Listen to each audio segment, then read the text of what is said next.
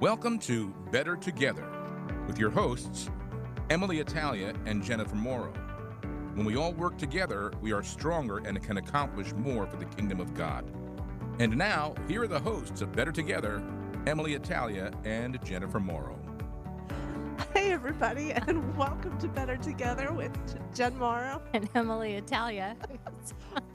It's going to be a fun one. I'm really laughing. I'm having technical difficulties with this microphone, but it's all good. It's all good. It's just like swinging back and forth. So for those watching online, I'll just be like, doing a little dance into my seat this morning to get that. It's all good. It's all good. It's all good. We make it work. So, hey, Em, how are you? Good. How have you been? Pretty good. What's the first off? A happy late Mother's Day, belated Mother's Day. Thank you. And to all the moms out there, the spiritual moms, the moms that we're remembering after they've passed, it's just such a special time because everybody has a mom in one way or another. And, it's just such a great time to remember how much they contributed to our lives. Mm-hmm. And, I got the best card from my kids, and they wrote, now they're teen and early 20s, they can write just these beautiful, eloquent messages, and I can really appreciate that, and go back and read them again and again and again. Do you keep them all?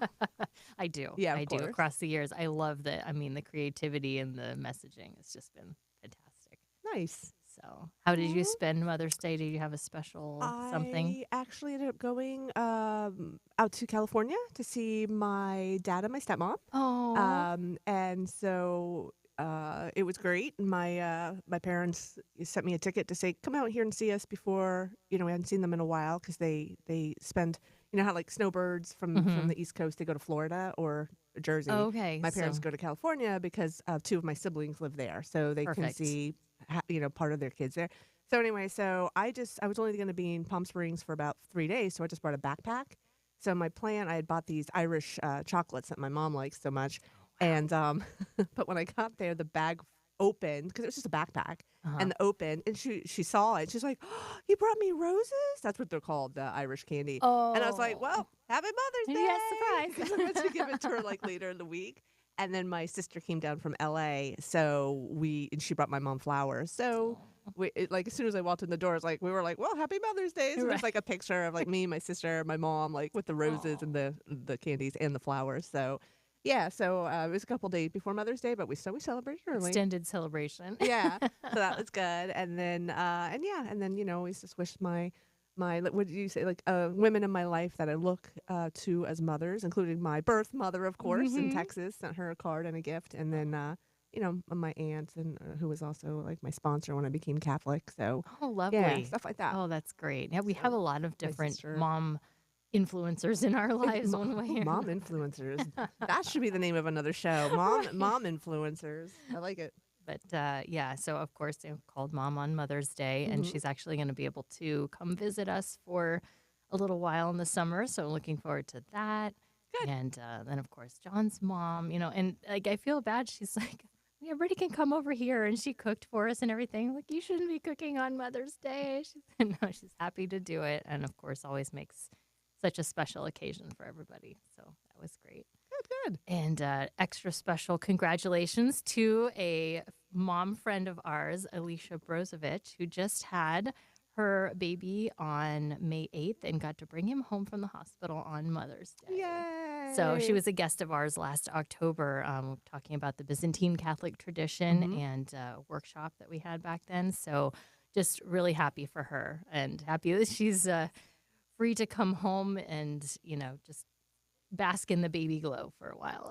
Love that. Well, congratulations. Yes. Awesome. So how are things in the Diocese of Camden? What's going on? Busy, of course. So very excited. We are recording this on May 15th. Yep. So the very next day, May 16th on Saturday, we have an ordination for the priesthood. So we'll be very excited. We have one man being ordained to the priesthood, and then, of course, he'll have his first Mass on Sunday. And then, we're gearing up right now big time for the Catholic Media Conference that's coming up in Atlantic City from June 16th through 19th. Oh, nice. So anybody listening, if you're any kind of communications professional, clergy, student, journalist, radio host, you just love Catholic communications and you want to come hear some really great people talk, there's going to be a lot of Yeah. roundtables, a lot of one-on-ones, instructional workshops. It's going to be great. Please come check it out. Again, it's in Atlantic City's at Harrah's. I'm going to look up the website right now. I'm sorry, Mike Walsh, That's that I do okay. not have this memorized. Also, I'm going to give a shout out to Mike Walsh, the director of communications for the Diocese of Camden and Talking Catholic host. He was just Nice plug. reelected to the board, the Oh, congratulations, CMC Mike. board for the second year. And can I tout myself for 2 Please. seconds? Okay, so I was chosen as one of 5 finalists for Editor of the Year from across U.S. and Canada. So I am up against some Congratulations. big names in the Ah. business, big names, big publications. So thank you, God, for all of your gifts, and thank you for Mike Walsh for nominating me. That's But, incredible. Oh, so yeah. happy for you. Thank you. It's pretty It's cool. a great honor. I was in California when I found out, and Oh. we're 3 hours difference, in California. So I'm still on Jersey time. So my boss, emails me or whatever, and I see it, and then I have to wait like 3 hours for my parents to get up, and I'm like, "Get Oh. up, everybody! I have exciting news!" So oh man. yeah. So I'm gonna find this Catholic Media Conference. And meanwhile, site. Yeah. just like this is kind of a big deal that it's happening in New Jersey because it takes place. Yeah, I think it was in Florida a couple of years ago. It is or all it's- over it's the all over the place. place. So It's- we happen to have access to it. Yeah, Uh, usually we have to travel. I mean, the closest one I've been to in recent years was Baltimore. well, that's Then right. before that, it was Phoenix. It's been in what's the cool city in Canada? Quebec. Quebec. Yep. Yeah. Sorry, only one cup of coffee so far. And so yeah, it's a big deal to have it here. A really big deal. Right. And it's on the. I mean, it's on the shore in the summer. Like, how great is that? We're gonna go to mass at St. Nicholas Tolentine, Oh. which is one of the most beautiful churches in the state. You better send pictures. Yeah, I will. I know. I was like, everybody come. So yeah, it's gonna be good. You know what? I'll just put the website in the show notes. There you go. Good plan. Sorry, Good everyone. plan. Well, that's a good idea anyway, just so people have a chance to look at all the workshops that are available because there's such a variety. There's a lot. Yeah. A lot. Okay, I found it. It's really difficult. It's CatholicMediaConference.org. Even I can remember that. I know. I don't know what's wrong with me. So yeah. So that's going to be really good stuff. Yeah, and then also you're going to talk about it more. Really, is that we have the Eucharistic pilgrimage coming through. Why don't you talk about that first, and then I'll say part of what it's coming Sure. through Canada. And real Canada. quick, shout out Camden. also, we have transitional deacons being ordained tomorrow at St. Mary of the Yay. Assumption Cathedral in Trenton, and it's going to be live streamed on the website. So if you can't make it to St. Mary's tomorrow, it starts at 10 o'clock. The live stream is going to be at youtube.com/Trenton Diocese. And I think the live link should be there. If it isn't already, you can click under live, and I think it's there. So, Okay. But really encourage you, if you can, to show up because, it's just the two who are being ordained, and because the permanent deacons were ordained last fall. So it's a little bit smaller Right. crowd this Mhm. year. So, to show up and support, my husband's going to go. Solidarity. But yes, the Eucharistic pilgrimage. So we just had that great big one that came through a lot of New Jersey. Mhm. Was that the Elizabeth Ann Seton route that came I through believe our so, area? yes. And then all those other routes that went cross country. This one is staying on the eastern seaboard, and it's passing through parts of New Jersey and Philadelphia. Delaware. Let me give you the website before I forget. Okay. It's eucharisticpilgrimage.org, and it has all the dates and details. So you can look up, if it's coming close to you, if you're in the South Jersey area or kind of greater Philadelphia area. There will be several opportunities to participate in the pilgrimage or an associated mass. And what's really cool is once it goes all the way up north, then it turns around and comes back to Philadelphia just in time for all of the 250th celebrations. Like July 2nd through the 5th, they will be in Philadelphia, and several masses, several processions. So you can't make it for all the days, you can make it for one. But just what an amazing way to celebrate at the same time our nation's heritage, our freedom to practice religion, Yeah. which is so unique in our world today. And I think we kind of, as Americans, we take that for granted. We are just, we're able to have that freedom of expression and of religion in a way that so many people don't. 100%. It's going to be coming through the Diocese of Camden, which is very exciting. It's going to be so first every year the Diocese of Camden has a walk in Ventnor, right next to Atlantic City, down on the shore, and it's based on the Way of St. James walk, like the Camino pilgrimage, and it's run by Vitality Catholic Healthcare Services, and the goal is usually for seniors and their families to come out on the boardwalk. It starts usually with mass early in the morning, or not early, 9 a.m. And then you walk right across the street, and it's a 2-mile walk up and down the boardwalk. Right? Nice. And the idea is, to have seniors and their families come out, do something that's healthy, manageable, out in God's creation. Every year we have it. So this year, the Eucharistic pilgrimage is coinciding with that. So the 9 perpetual pilgrims that are making this entire pilgrimage are joining that. Oh, beautiful. So it will be on June 13th. And again, it's like 2.5 mile processional on the boardwalk. Always a great event. So beautiful. You can see the shore. You can see the waves crashing on the you can see the waves crashing. And and mass will start at 9 a.m. with Bishop Williams. We'll be celebrating the mass, Nice. and then the walk starts, and then there's a lunch afterward. So this year registration, we're doing more of an early registration because of the pilgrimage coming Great. through. We're expecting a lot more people. So the registration is May 22nd, and you can go to vitality.camdendiocese.org/St. James 2026 to register. It's all free. Like I said, come register, bring your friends, go to Mass with Bishop Williams, meet the perpetual pilgrims, and then do the pilgrimage on the boardwalk, which is 2 to 2.5 miles. It's you go down and come back. So if you can only do half of that or a little bit of that, just come and join and walk. Yeah. It's great. Love Oh. it.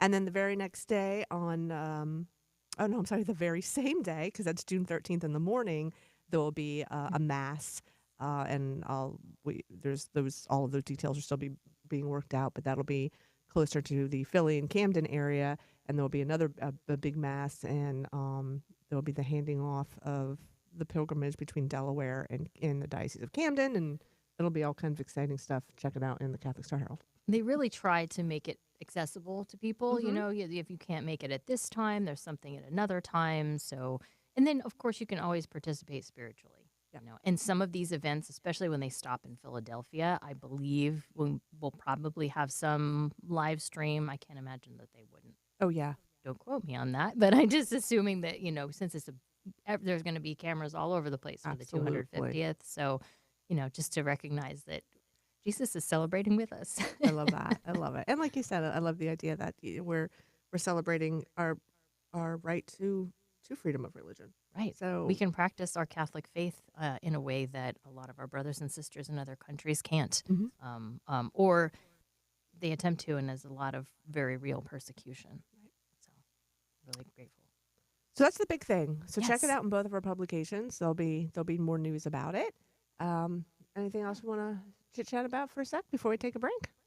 I think we covered most of it, and I'm excited to dive into our topic because you got to go to an amazing event that we previewed last time. Yes, we previewed. So this episode, the guests are myself and Emily Italia, and and we're going to be talking about health in general, spiritual health, mental health, physical health.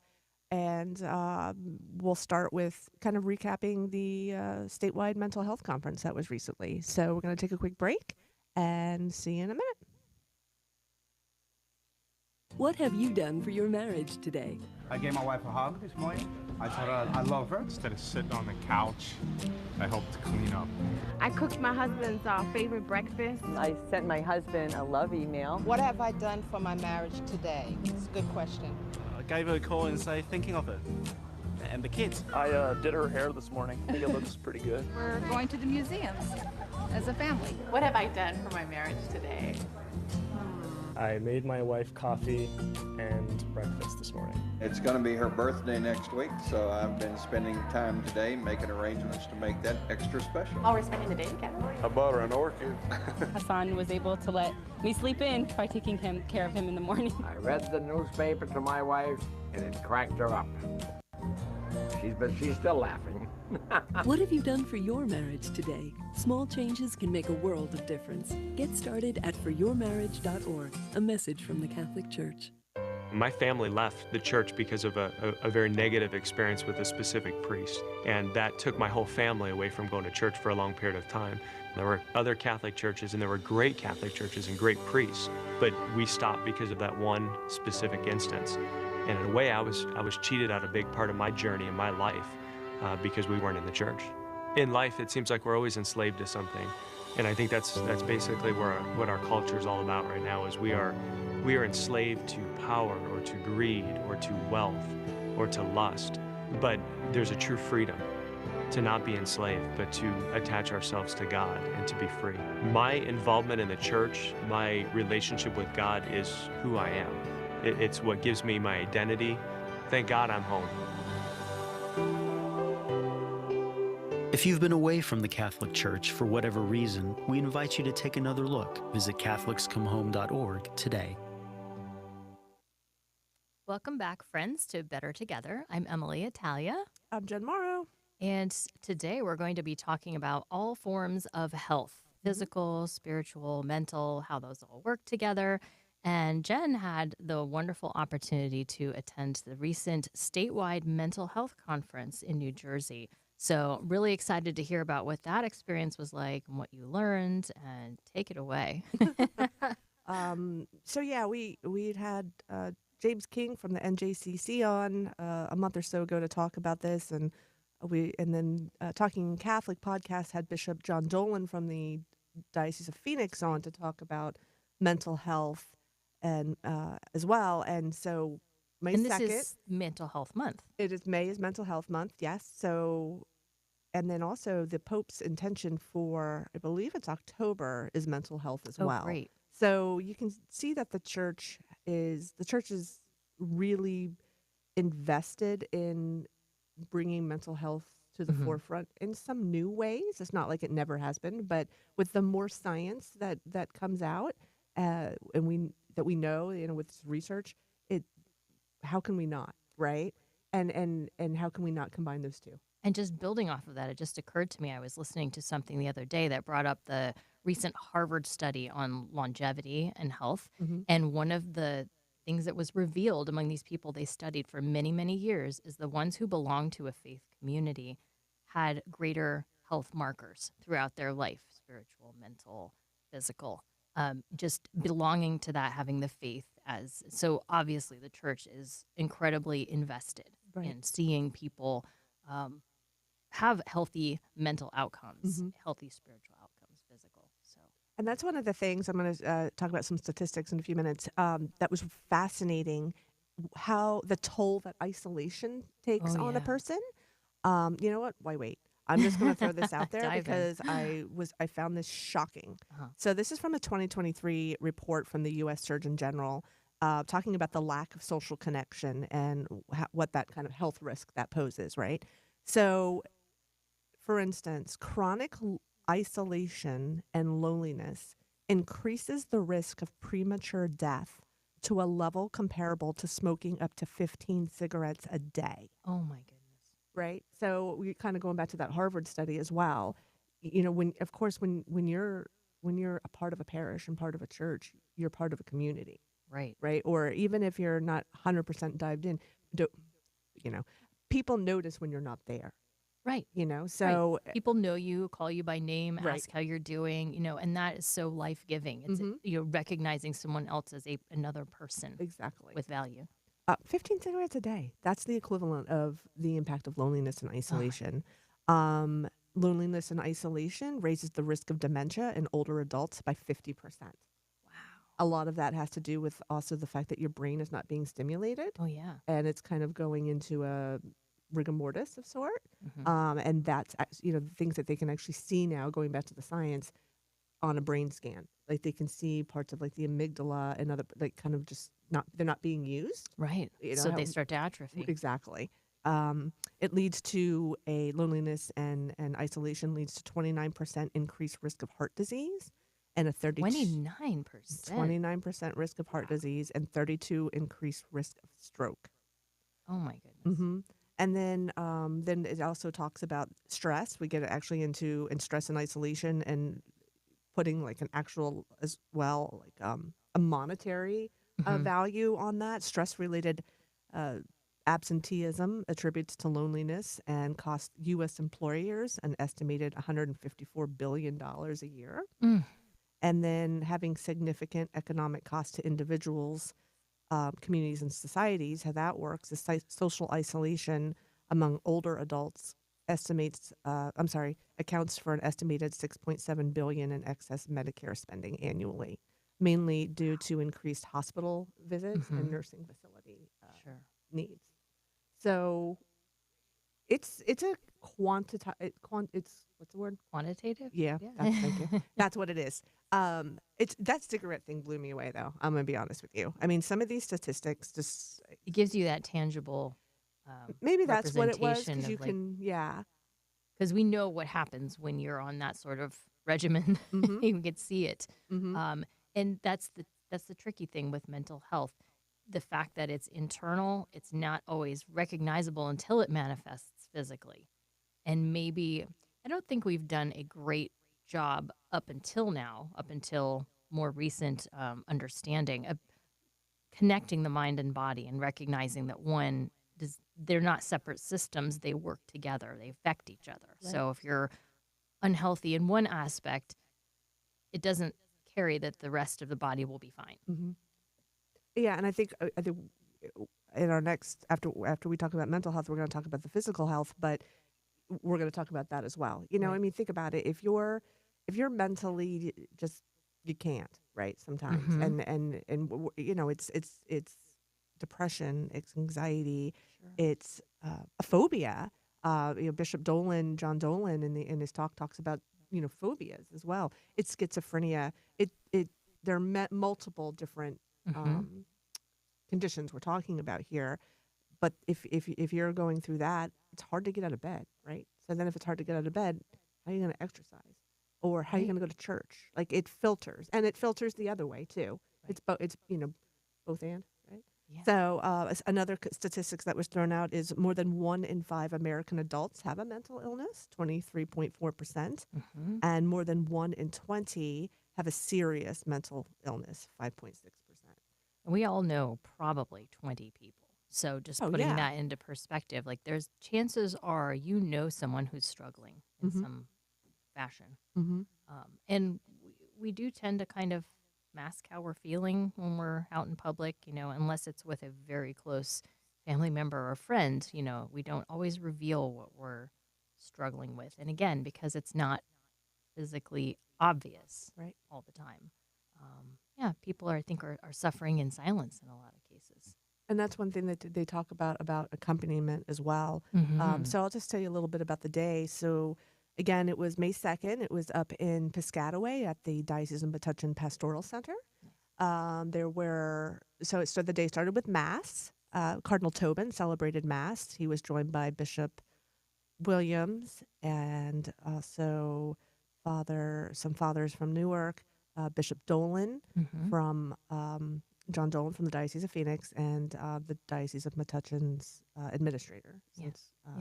And so it was beautiful Mass, wonderful Mass. A lot of people attended that. And then we went into the conference. And the conference was 4 or 5 well-known experts in the mental health field. Catholic Charities USA, Notre Dame, a deacon that I'll speak about, and then Bishop John Dolan. So Bishop Dolan has created the first mental health ministry on a diocesan level in the United States. He has 5 members of his family who have died by suicide. So he is a survivor of suicide loss. So he was the first speaker. And what I really liked about Bishop Dolan and the Deacon Schoner, who was one of the speakers, they have a book together that came. I wish I had it. I would be holding it up in front of the camera right now. It's in my backpack in the other room. But the book is about suicide loss and the pastoral response. And So it's important. really kind of a how-to. It's using their personal stories to explain not only what they have lived through and the ministries they've had since then, but there's other bishops and other religious that each have a chapter in the book talking Oh, about it and nice. what they've learned and not learned. So I think it's for religious laity who work in ministries such as that. That's really, I think, who the book was intended for. Maybe I'm wrong, but I think it's good for anybody. Like I read the book and I could not put it down. It's a short book, and I couldn't put it down. I learned so much from this book. I may have already talked about it because I've talked about it so much. But for instance, Bishop Dolan and Deacon Ed Schoner talk a lot about how words matter Oh, yeah. and how it's advisable not to say committed suicide because the word committed has such a heavy, I interesting. committed a crime. Now you've committed suicide. Uh-huh. So that it carries weight, like a negative weight, just even the word. So it's died by suicide. I'm a survivor of suicide loss. So, I learned that in the first 4 pages. Wow. And we use these terms and don't really think about what it could mean to others. Certainly. So, the book it's very, I'm very happy that I read it, and I highly recommend everybody read it. But so Bishop Dolan, with his experience, like I said, he created the first mental health ministry. Some of the things that he said in his talk, I think really struck home. He talks a lot about how mental illness is not a moral failure. And That's addiction, really important. and addiction is not a lack of faith. Right. And he made a point to say we cannot pray away addiction and we cannot pray away depression. And that was probably the predominant suggestion for many, many years, that just if I just have a close enough relationship with God, then this will go away. In the absence of understanding, that was just absolutely, we should be going to God and presenting him with our struggles. But that doesn't necessarily mean we shouldn't also seek treatment. Right. He gives us these gifts of people who are able to understand and to accompany, walk with us, and assist us through mental illness, physical illness. So, we should avail ourselves of them. And he talks also about, look, Jesus suffered. Jesus was in the Garden of Gethsemane praying, "Take this away from me if it is your will." How many pictures have we seen in beautiful paintings where God is strewn over, a boulder or, just with tears crying, "Take this away from me." So, there was a lot of talk during the entire day of how God doesn't turn away from us and our suffering. He's with us, and in our suffering, he entered into our world to suffer with us. So there's no shame in suffering or turning to God when we're suffering, because he suffered too. Jesus suffered, So he talks about, like I said, his struggle is not a failure of humanity. Silence is. When we treat addiction or mental health illness as something that must be concealed or explained away or endured alone, we unintentionally transform human suffering into spiritual isolation. And isolation is where despair grows. Oh, wow. So it just reinforces what that. Can you read that again? Yeah. I think that's so powerful. Struggle is not a failure of humanity. Silence is. When we treat addiction or mental illness as something that must be concealed or explained away or endured alone, we unintentionally transform human suffering into spiritual isolation. And isolation is where despair grows. Which goes back to the statistics that we saw. Absolutely. So we know it can be proven as well. One of the hardest truths to face is that a person can be deeply loved but still feel completely alone. That's why presence matters. Not abstract care, but real encounter. So he talks a lot about being with. So, being with somebody, and he says it points to something more than just being in the same room with somebody. It speaks of a real relationship and a real identity. It's the with is going just how God was with us. We need to be with other people and each other to help in these, so that we don't fall into isolation and despair. And to have somebody that you know you can be honest with about how you're feeling, who's not going to take it as an opportunity to judge that, just I think that's so important. Or to be that person for someone else. Say, hey, you can share anything you want to with me. And, this is a judgment-free place, and I'm here for you. I'll hold your hand. I will pray with you. I will just listen.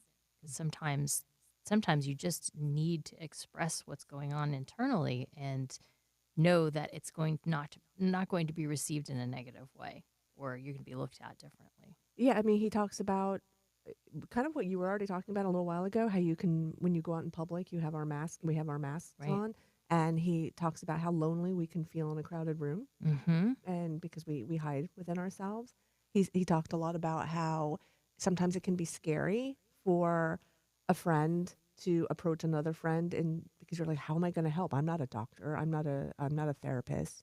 And he was like, really, to be honest, it has a lot to do with synodality, really, if you think about it. Yeah. We don't need to have the answers. Right. They just need to talk. Mm-hmm. I know, when I'm in a dark place, I don't need the answers. I just need to talk, and I need somebody to listen. It's really, that's the best thing we can do for each other. To know that somebody else is struggling, Right. and it's so human. It's like this isn't something that can be replaced by a conversation on a computer with chat or some other algorithm. You need that human connection, because other people at times experience what we're experiencing, and they can access a way of relating that a computer never will. Mm-hmm. So just that's part of that accompaniment. You're another person with struggles who recognize what it is to be in this situation, and I just need to lean on you. You think about it, like, I know Pope Francis talked about it. I believe Benedict talked about it, and Dolan brought it up as well, how we are in a world right now that is more connected than ever, but also still as lonely as ever. Because connectedness and communication is not the same thing. We're connected, but we're not communicating. Mm-hmm. And I think, I mean, some of the statistics that were thrown out by one of the speakers talks a lot about that, especially with our youth and young adults. So mental illness among U.S. adolescents is 40%. 40% of people, of youth and young adults, feel a persistent feeling of sadness or hopelessness, and 29% have poor mental health. Mm. And again, you think about it, they're not communicating. Right. They're on the web, they're on social media, but there's no true connected but not communication. And it's not as if mental health struggles didn't exist in previous generations, Right. or years ago. It's just there was less understanding, and there were fewer things that were wrecking our connectedness. Mm-hmm. I think because we had no choice. If you wanted to connect with someone, it was person to person, or a live phone call. There was no opportunity to do so through a device. Right. And to have that filter, or having emojis take the place of, actual emotion on someone's real face. Right. So that's the byproduct, I think, that wasn't anticipated with the extra connectedness. You feel like, okay, if I make a social media post, and I get likes from friends and everything, that's somehow connection. I don't even know the right descriptor for that, but it's not a one-to-one replacement. Exactly. And also because of the the science that we have learned, and you can see it in the brain. Like, you can see how different areas are lit up or not lit up when we're having stimulating conversations or just being in the present of another person. Yeah. And it's interesting because Bishop Dolan talked a lot about priests and religious who have depression or a mental health issue, and he says, I thought this was really interesting. He says, I've met priests who waited years before seeking help, years of quiet anguish, because they feared disappointing their bishop, their community, or their people. I've met women religious who believed that their vows required endurance without expression. Endurance is not the same as holiness. Suffering in silence is not a sacrament or religious virtue. Wow. Mm-hmm. then we're talking about the stigma around mental health.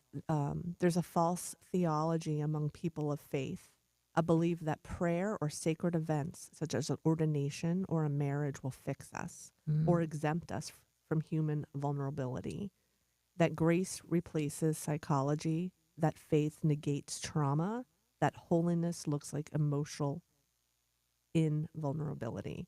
That's not good theology. And then he says it's certainly not good anthropology. Wow.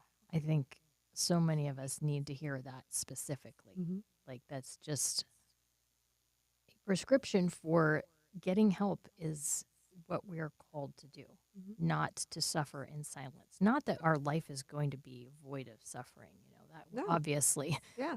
But that's an opportunity for other people to participate in that and to help alleviate that. Like, what was that scripture from St. Paul? He says, I make up the lack of, I can't say it from memory, but I participate in the suffering of Christ. So the lack of suffering in Christ I make up for. Not that Christ didn't suffer enough, but that he gives us the opportunity to participate in that. And that follows also, we're called to participate in other people's suffering and to walk with them. And yeah, how beautifully said. That was just... Yeah, it was great. Like I said, there's a larger story about it because there was Deacon Ed Schoner, there was Ben Wortham from Catholic Charities USA, and Beth Blaze from Notre Dame University. So the editor-in-chief of the Catholic Spirit in the Diocese of Metuchen and I wrote articles together. So please, all of these articles are available so you can read about the entire conference and all of those speakers on every single one of the dioceses in this state website. All of the content was shared with everybody. So Newark, Patterson, Metuchen, Camden, Trenton has all of the article and some of the breakouts and the statistics that I said. So check out your Catholic media website or publication. You can read all about it. Oh, excellent. Thank you for sharing that, Jen. I think we all can stand to learn a lot and improve how we approach mental health. Oh, I'll be honest. I went for myself, seeing if I could get answers for me. Like we all need it, right? And I learned a lot and met a lot of great people. And yeah, when you read the articles, there's a lot of links on there. Like if you want to start your own ministry in your own parish of accompaniment, so check it out. So now we're going to take a quick break, and we're going to come back, and we're going to talk about our physical health and spiritual health as well. So we're getting everybody ready for the summer, right? Right. That's what we're doing right now. Happy summer. So we'll be back in a second. I had a moment of overwhelming peace the other day where I felt God's presence very powerfully. That's something called spiritual consolation. In those moments, God makes it easy for us to have the right perspective on life. The next day was rough. I was hit with some really hard news that turned me upside down. You know what I did? I remembered that moment of peace from the day before, and I chose to dwell in that peace. God doesn't just give us moments of spiritual consolation so we can remember them and long for them.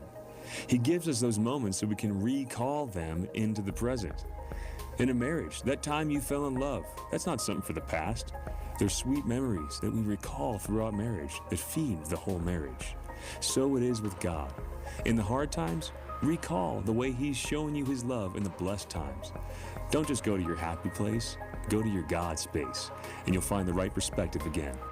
This is Chris Stefanik from RealLifeCatholic.com on EWTN Radio. Bishop Robert Barron. When you say, well, my ego is the center of my life, my freedom, okay, it sounds great. What I can envision, what I can desire in the immediacy of the moment, I mean, what a dull prospect. But to say that God's purposes are now my purposes, well, that opens up, as Paul says in Ephesians, this power already at work in me that can do infinitely more than I can ask or imagine. Or the Lord saying to Peter, when you were a young man, you tied your own belt and went where you wanted to go. That's what young people do. But don't get stuck there, because then the Lord says, well, you're an old man. Someone else will tie you up and take you where you don't want to go. Well, that's the Holy Spirit. So don't read that as something terrible. That's liberating. That's wonderful. Some greater power will tie you up and take you maybe where you never imagined you'd go. When you get beyond that little narrow space of your own ego and you're opened up now into the great space. That's what happens when Jesus becomes Lord. Now you're living. The leading Catholic voices are on EWTN Radio. Hey, everybody, and welcome back to Better Together. I'm Jen Morrow. I'm Emily Italia. Okay, I was talking about something off air, and Emily said I needed to bring this up, so I'm going to bring it up really quick. So part of that mental health conference, the Beth Blaze from Notre Dame was talking about the science of mental health, and I cannot remember the name. Oh, here we go. I'm going to mispronounce it. I'm sorry. She was talking about genetic, biological, environmental, and developmental factors of mental health, mental health, wellness. And one of the new areas of study is called, epigenetic. That's right. You think so? Yeah. Okay. And but something that was told to me offside during the conference was, for instance, to give an example of what epigenetic would mean, is that they've been doing studies to say the grandchildren and great-grandchildren of Holocaust survivors, there is a stress gene that is passed down, that has been passed down. They've done studies to say, okay, yeah, these great-grandchildren and grandchildren of Holocaust survivors have a stress gene that they have not seen before. And it's like if it's turned on, then you're going to suffer from a different kind of anxiety and depression. And they believe it's been passed down. That's wild. Yeah. Yeah. So again, go back to the science, just so much more than that we know these days. And just to reiterate with Bishop Dolan, we can't pray it away. It's part of our makeup. Right. It's literally part of our genetic makeup. Well, and it could be, so not to alarm anybody, but it could be a predisposition rather than a guarantee of a, absolutely. So, but just to be aware of that, things that affected your family for generations may play into what you're faced with, what you're going to potentially find more challenging, be predisposed to have challenges with. So just something to consider. Not as a scapegoat, not as a, oh my goodness, like some people will say, oh, I've got the cancer gene from a particular, right. That's not a guarantee that you will get exactly. it. Just, well, maybe I need to take other measures to help protect myself against this. Or just like how there's alcoholism, right. certain addictions that are more prominent in families. Again, doesn't mean, I like how you said that, not to alarm. It's just more information that we have, and especially these days with when we're learning more about our health every day, we get tested, especially as women, for the BRCA gene when we're talking about breast cancer, just to be prepared so that we can live healthy lives spiritually, mentally, physically. Right. And we had talked about how mental health, physical health, spiritual health, they're all connected. There's really no arguing with that at this point. And so kind of going off of that from the genetic to also what we can do physically to maintain our health. And our summer bodies, our bathing suit bodies. Yeah. But I know actually we're not going to say that. Everybody's a bathing suit body. So Amen. Amen. Right? But I feel like in the midst of all of this, we can't forget about what we put into our bodies that influences the outcomes of how we're feeling mentally as well as physically. And I know, for me, just going back to the table, food. I love cooking. I have a side business as a personal chef, and preparing food for me it's a little bit of a point of pride because I like to be able to generate something I know is going to nourish someone else. Right. So this is really close to my heart, and we could do a whole episode on food. We could have a totally different channel. But so for me, I was just looking at the Catholic connection. How are we called to treat our bodies when it comes to what we take in? Yeah. And there's literally on CatholicDigest.com an article on how to eat like a Catholic. And I thought, oh, great. Okay, so I can't have fun anymore. I can't have any more of my fun food. And no, very much we are called to enjoy the food that God has made available to us. It's meant to be a pleasurable experience, and there are reasons why we have taste buds, why we have that visceral reaction to food. It's life-giving, it's nourishing. But the points that they made in this article I thought were so fantastic, so I was going to go through them real quick. Preparing and sharing a meal is the most intimate thing that we can do together. I mean, outside of marriage, sharing a meal, it touches on all the different parts of who we are as a human. It's connective mentally, it's connective physically, And spiritually, we're praying before our meals and blessing them as Catholics, calling the Lord to bless them. So, and it's inclusive. We're including other people, and hopefully, I do have several meals where I'm literally just at the table by myself. Just, that's the way the schedule happens. But hopefully, we can bring together people in our meals, throughout the week occasionally to have that connection. Yeah. Sitting together at the dinner table. Just try and go on to. And then also we're called to treat our bodies as temples of the Holy Spirit. Heard that. And that means, like that nourishment, that healthy. So yes, there are plenty of things out there that we can enjoy that maybe not the healthiest for us, but the idea being that we're not going to overindulge. We're not going to indulge to the point of addiction or health problems. It seems like the things that are good that God has created, there's always an opportunity for excess. And that excess is where then potentially the sin can be introduced, is where we're overdoing it. Right.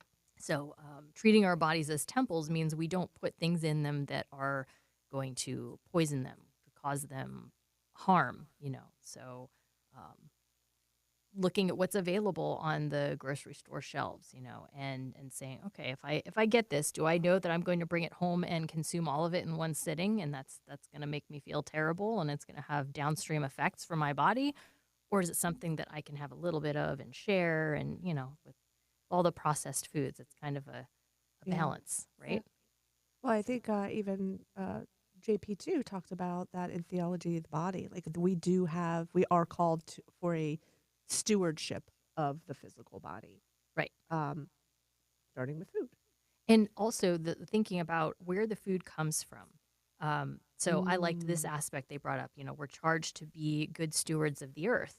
So thinking about what you're consuming, and is it perhaps something that is mass produced in a way that is not being kind to nature in the way that God intended. So and I understand, like, I'm speaking from a place of privilege, being able to have the choice. Yes, I would like to buy this organic thing versus this, conventional, that may have been, animals raised in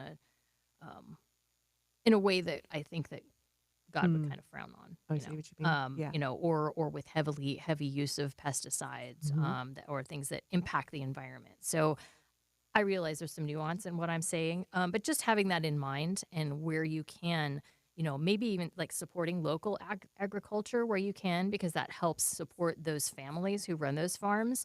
And then the nutrition they found, the closer you can eat your food to the harvest time, the more nutrients it contains.